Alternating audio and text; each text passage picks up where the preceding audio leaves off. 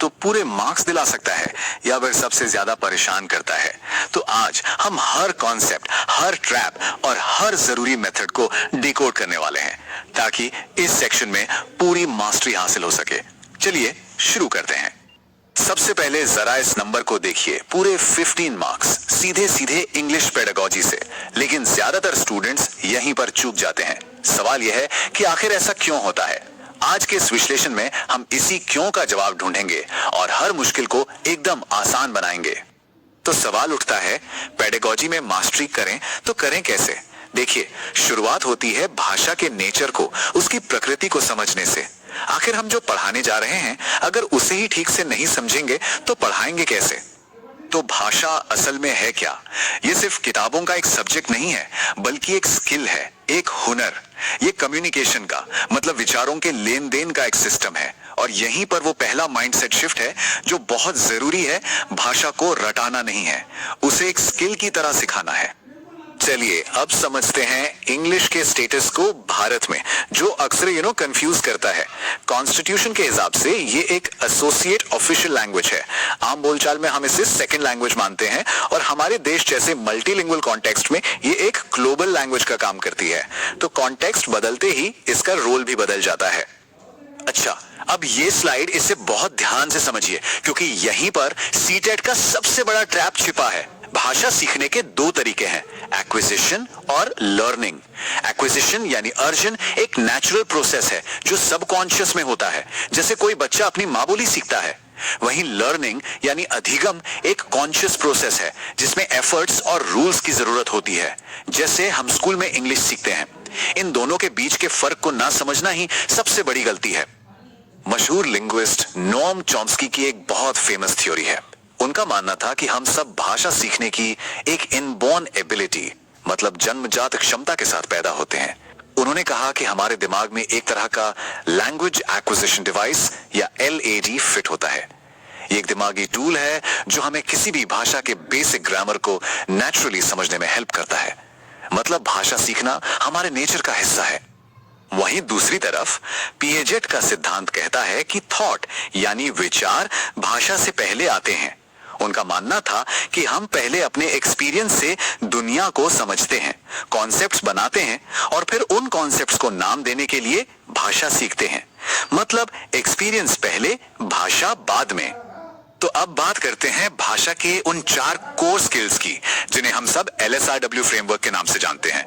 ये language teaching की नींव हैं। सबसे जरूरी बात है इनका सही क्रम, इनका नेचुरल ऑर्डर।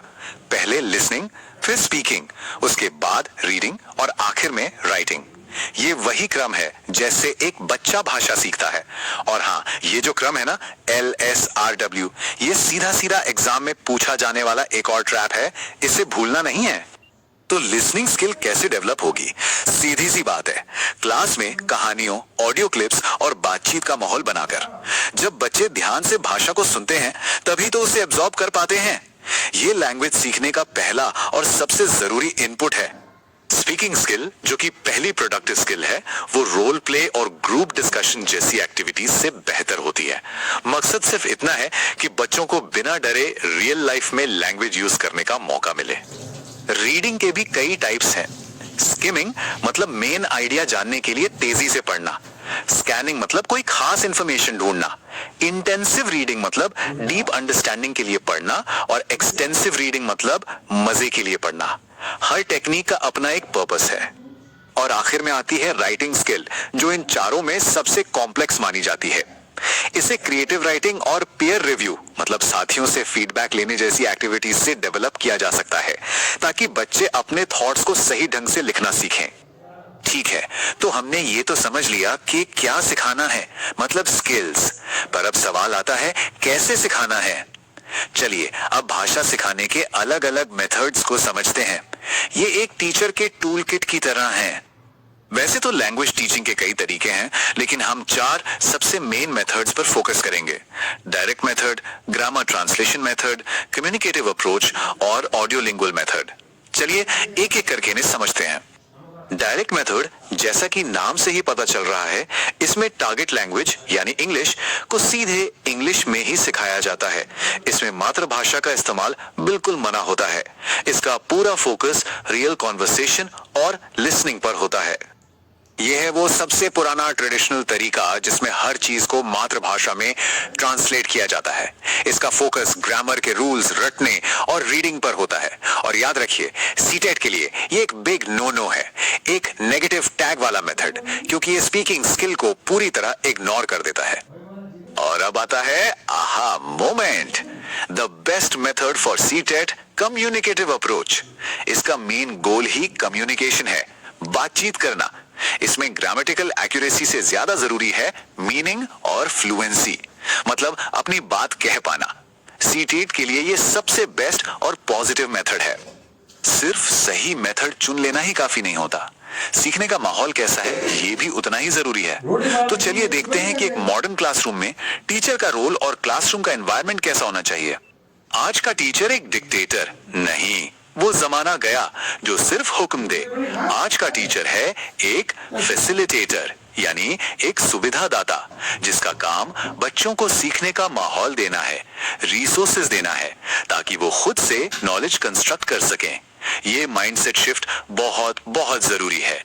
एक मॉडर्न क्लासरूम हमेशा चाइल्ड सेंटर्ड यानी बाल केंद्रित होती है। यहाँ लर्निंग एक्टिविटी बेस्ड होती है। स्टूडेंट्स की पार्टिसिपेशन को एनकरेज किया जाता है, उनके एक्सपीरियंसेस को इंपॉर्टेंस दी जाती है और टीचर सिर्फ एक गाइड की भूमिका में होता है। अब हम आ गए हैं इस पूरे विश्लेषण के क्लाइमैक्स पर। सीटीटी का कोड कैसे क्रैक करना है, वो कौन से कीवर्ड्स हैं जो सही जवाब की तरफ इशारा करते हैं और वो कौन से हैं जिनसे हमेशा बचना है। ये स्लाइड समझ लीजिए आपकी अल्टीमेट चीट शीट है। हमेशा पॉजिटिव कीवर्ड्स वाले ऑप्शंस को चुनना है, जैसे इंटरैक्शन यानी बातचीत, स्कैफोल्डिंग यानी जरूरत पड़ने पर हेल्प करना, एक्सपीरियंशियल लर्निंग यानी अनुभव से सीखना और चाइल्ड सेंटर्ड। और हमेशा नेगेटिव कीवर्ड से बचना है, जैसे रोट लर्निंग यानी रटना, grammar first, teacher dominated classroom और पास फेल पर फोकस। ये आपको सही जवाब पहचानने में बहुत मदद करेगा। तो अब जब ये पूरा कोड, ये पूरी स्ट्रैटेजी हमारे पास है, तो अब इन ट्रैप्स को इजी मार्क्स में बदलना मुमकिन है।